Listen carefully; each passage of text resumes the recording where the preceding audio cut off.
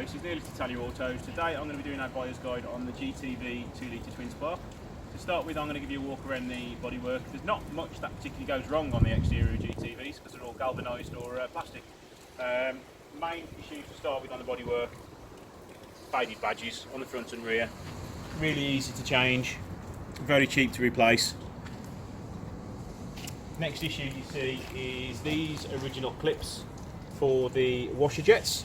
They do tend to snap off or fall off and disappear. If that does happen, don't stress, just buy the smallest cable ties in black that you can find and just cable tie them. You don't really notice the difference. Wing mirrors are normally pretty good, don't suffer too much with any faults on those. Fuel caps, very easy to break them.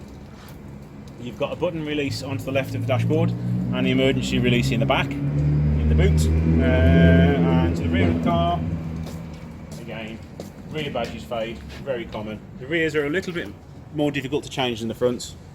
All you need to do is just put your hand behind the badge, twist the clip off, undo the rod, and out it pops, and you can change everything over easily then. I am finding a lot now that the rear light bars are getting cracked or starting to go hazy with sun damage. Getting quite rare to get hold of now, so just make sure that's in good condition when you're buying one. And that is about it. Other than electric aerials, make sure it works because you can't get them anymore. You can only get aftermarket ones. It's even more difficult to buy for the spiders because you have less room to fit them in. So make sure that works. Just by turning your radio on, that aerial should go up and down. And that's it for the exterior. On to the next part. Right, starting with the interiors of GTVs, one of the main things you see is holes in door cards. What happens is people take the seatbelt off, sling the seatbelt to one side, slam the door, and the belt buckle in the seatbelt gets caught there and sticks a hole in your door card. You can get repair paste, Halfords, I've seen it, but it doesn't tend to do a very good job. If you leave it to get a professional to do it, you can get that done quite cheaply. It's about £80 and they repair your door card for you and colour match it. Another regular problem you have is these trim pieces here. They're forever falling off, going missing, and they are not available anymore. There used to be a few available on eBay new, but they are getting very expensive now. You're looking at about £60 to replace just that part. And these, I haven't seen these available for a while. The other bits of the interior, seat bolts to wear. This one isn't too bad. There's no leather gone through, but it could do with a bit of recolouring, and that's very easy to do. It's about £12 for the recolour, and that'll be a good job. Another problem you see, armrest snapping. Oh, there we go, look, perfect example, that one snapped there. About £40 for a replacement armrest. Again, it's only 3-4 screws and that's changed. Rear leg room in the back of a GTV, there isn't very much. You can fit an adult in there, I would say only one, with his legs straddled across the seats. You can get children in there, I'd say easily up to about the age of 8. I've had my child in there and he's 6. Ashtrays is another regular problem. Again, this one's broken. The spring goes on the back and it just flaps around. Gear sticks are all starting to get worn now, but you can't really get replacements of those. So you have to go the aftermarket route. The tweeters in the door, the exteriors do tend to fall off and then the tweeter will drop into the door. Again, that's another part which is really hard to get hold of, but you can still get them. They're probably about £30–40 each now. I do have a couple of those left in stock. The lower speaker covers, the grills can get caught with your feet every time you get in and outside the door, and you can rip the covers on them, but they are easy enough just to get some black sights and just put some new covers over there. Dashboard instruments, don't tend to get many problems with them really. Everything works most of the time. You do sometimes find bulbs go, but they are very easy to change. Just pull the centre console out and they do normally go on the fuel gauge first, or one of those 3 gauges there. Right, next thing to check is your dash lights. Make sure they all illuminate and go off when they can, because we are starting to see quite a few problems with ABS and airbags now on GTVs. So what you do, turn the ignition on, make sure your code light goes out, you've got your injector warning light on there, that'll go out eventually, and you also have your ABS and airbag warning lights. They should go out before you start the car, and just check that there's no bits of black tape blocking them, because you do see that quite often with the airbag. Like this car has a bit of tape over the airbag.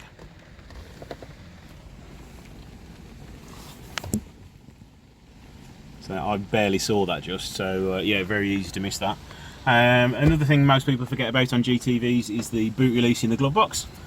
So just down here, there's a button which you push, and it should open the boot. There you go. Turn it with the ignition off, boot pops open. Let's go and have a look in the boot. In GTVs, you normally get a space saver as standard. What a lot of people are doing to add a little bit of extra room over the years is remove the spare and put it in the garage or something like that, and they forget to put it in when they're selling the car, like this one probably has. So when you buy a GTV, make sure you've got a spare. It'd be great if you could find the toolkit still up there as well, and the cover which goes on it, and the jack which holds it in place. So missing on this car, but just make sure you get one, because they're getting expensive again to get hold of. And that's it. For the chassis number on the car, they are located here. You're stamped onto the body, and you've also got the VIN number and the engine number, and all the weight plates are all there. And if you want to know the colour code of the car, it's normally on this sticker here. This is Vela Blue, and they do start to waste away nowadays, but they are located there. Right, just going to talk about the underside of the GTV now. You do have a few, I wouldn't say they were major problems, but regular problems you can get with them. So if you want to follow me around the underside of the car, and we'll talk about what I normally see goes wrong with them. Okay, right, we'll start with the radiator. Radiators do start to wear quite badly on these every few years. As you can see, that one is starting to go now. There's not much life left in that. It will go at the bottom before long. The radiator support brackets, they are starting to rust out now. So what you'll find is you'll get holes, and all of a sudden it'll just start to drop. Somebody has covered this with some like primer, but it will eventually start to rust away. Another regular problem we've seen is the backs of the side lights are starting to fall off. See, that one's okay, but if you come and look at this one over here, somebody's already taken it off, but that's missing the connection. And if you can see just up there, the connections broke off there. These are getting really hard to find now. You can't buy them brand new. I do have about 4 in stock second hand if anybody needs any. And the next things you get to see, let's just focus on this side of the engine. The water cooler pipes for the oil cooler, they are starting to rust through nowadays. On these, they're really good condition actually. Doesn't surprise me if they've been replaced, to be honest. Other problems you get is oil leaks. Regularly, you can see on this car, the rocker cover at the top, it appears to be leaking all from there and all the way down the side of the engine. Another place you do see oil leaks is coming from the main crank seal at the back of the engine, and that does mean you need to take the gearbox off to change it. This one appears to be okay because all the oil seems to be coming down the front of the engine and then underneath the car. Lower wishbones, you do tend to see them start to wear, but they're not expensive to replace. They're like £40–50 plus say an hour's labour to fit them. Further back down the engine, you don't tend to have many problems with starter motors. Alternators do fail every now and again, but because they're up there behind the engine, they're very hard to change. You either need to drop your subframe down or take your intake manifold off to change them. Drive shaft seals do split from time to time. They're not a big job to change, so I wouldn't worry too much about that. Anti-roll bar links do start to wear, but again, they're only about £10 to buy, so they're not difficult to change. Rust on the underside of a GTV, you don't tend to get much at the front and along the floor pan, but where you do tend to get it mainly is at the back along here where these water seals are, and along the side here and all the way back. And what you do find is from up there you get rust there, and behind the side skirts you are getting a little bit of rust along this side sill here. So the main points to look, you very rarely see it at the front, it's the back half of the car you need to check for rust.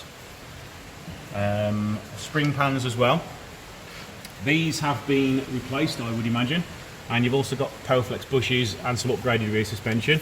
But the main problem you get on these is worn bushes and rusted out spring pans.